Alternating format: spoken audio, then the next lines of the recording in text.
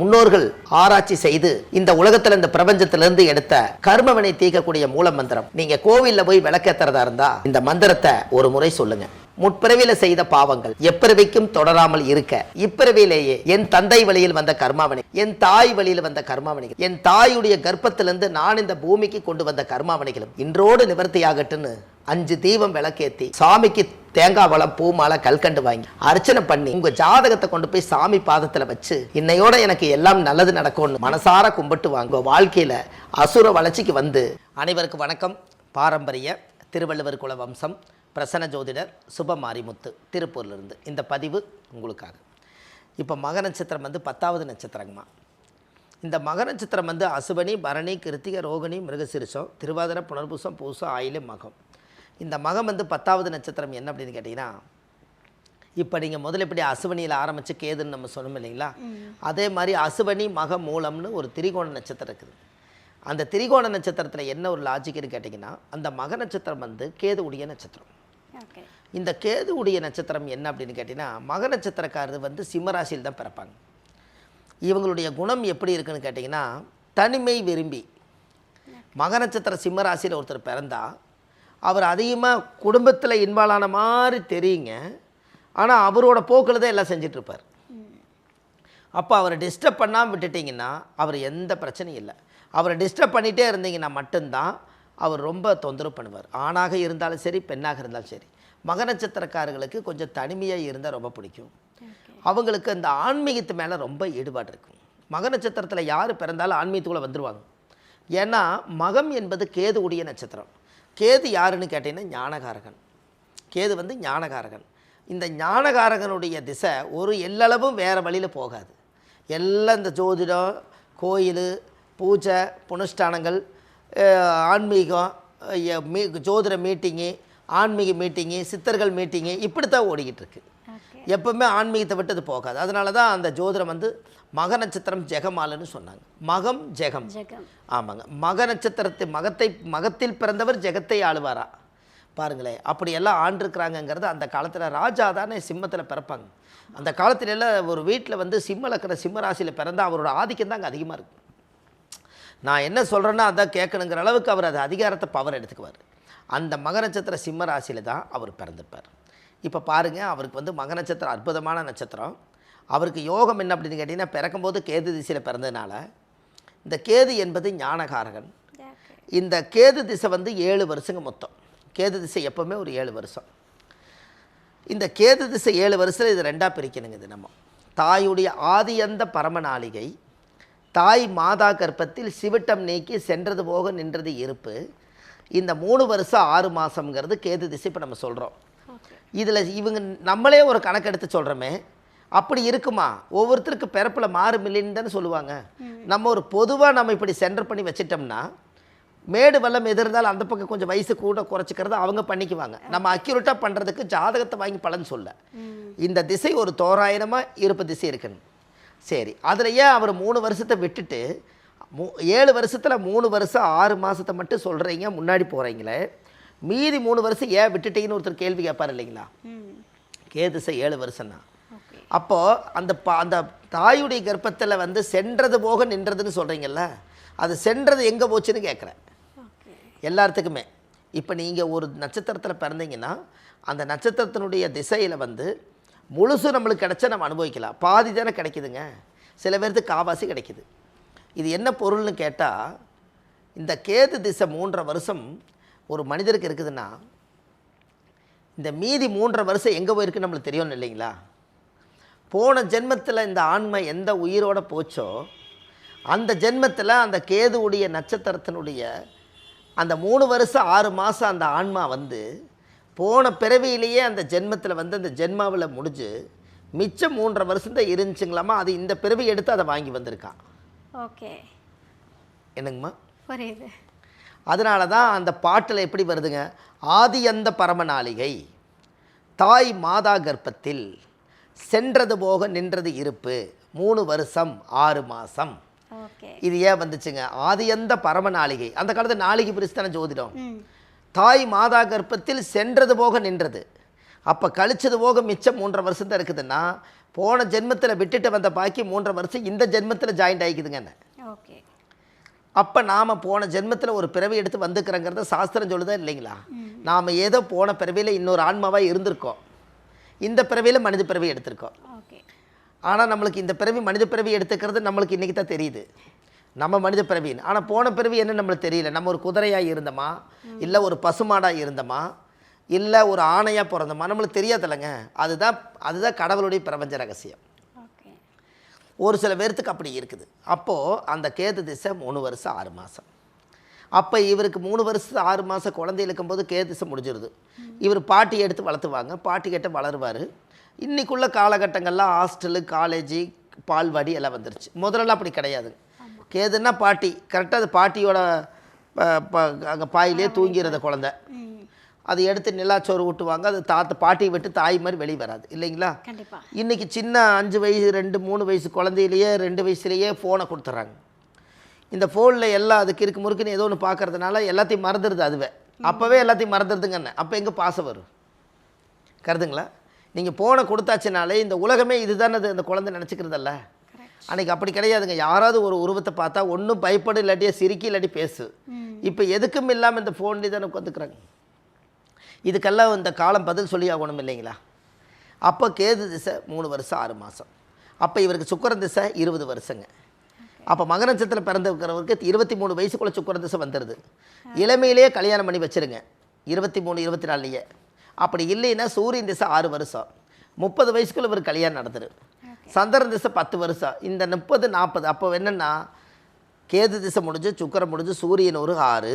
அப்போ சூரியன் ஒரு 6 திசை வரும்போது ஜாதகத்தில் பார்த்தா அப்போ சுக்கிரன் ஒரு 20, 23க்கு அப்புறம் 6 வருஷம், 23 ஒரு 6 29, சந்திரன் ஒரு 10 39. சந்திரன் அப்போது சுக்கிரன் சூரியனும் சந்திரன் தான் கல்யாணம் பண்ணி வைக்குதுங்க. சூரியன் திசையும் சந்திரன் திசையில் தான் மக நட்சத்திரத்தில் பிறந்தவங்களுக்கு கல்யாணம் உறுதி. அப்போ இதை நீங்கள் யாராவது ஒருத்தர் கல்யாணமே நடக்காதவங்க, இது ஒரு 10 வயசில் இருக்கிற பையனுக்கும் கூட சூரியன் திசையிலேயே சந்திர திசையில் கல்யாணம் நடக்கு, நம்ம அதுக்குள்ளே ப்ரிப்பேர் பண்ணி வச்சுக்கலாங்கிற என்ன வருமில்ல. ஓகே, கண்டிப்பாக. இது இந்த கால்குலேஷன் நீங்கள் முழுசாக கொண்டு வந்தால் தான் அந்த திசையில் கல்யாணம் நடக்கிறது நம்மளுக்கு உறுதிப்படுத்த முடியும்.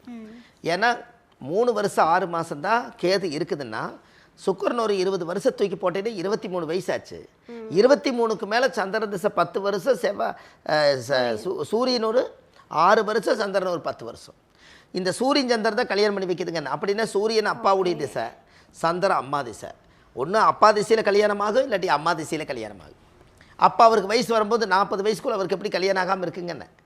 ஏன்னா இந்த உலகம் ரொம்ப பெருசு. எல்லாருமே 40 வயசு வரைக்கும் எதுக்கு வெயிட் பண்ணுறாங்க? அவங்களுக்குன்னு ஒரு ஆசைகள் இருக்கும், அவங்களுக்குன்னு ஒரு சந்தோஷமாக வாழணுங்கிற எண்ணம் இருக்கும், அவங்கவுங்களுக்கு கல்யாண ஆசைகள் இருக்கும். எல்லாம் இருந்தும் கூட பெரியவங்க ஏன் இன்னும் கண்டுக்காமல் இருக்கிறாங்கள அளவுக்கு கூட இருக்கும். பெரியவங்களும் கூட ஏன் இன்னும் கண்டுக்காமல் இருக்கிறாங்கன்னு கூட இருக்கும் இல்லைங்களா?